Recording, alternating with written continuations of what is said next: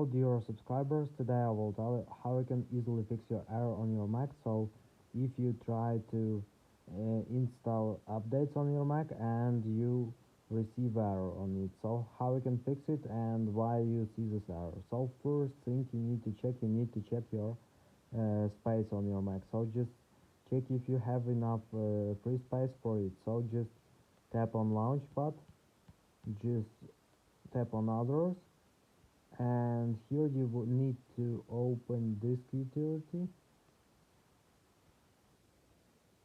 So here you will see how much free space you also have. This is the first thing you need to check. Another thing you need to check to try to restart your computer. So just tap on Apple logo, just choose here restart and just submit restarting your computer.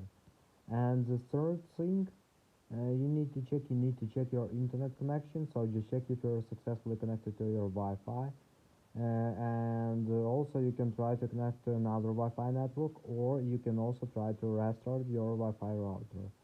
So I hope that one of these methods will work for you. So thanks for watching, have a nice day, subscribe to my channel, click like, and goodbye.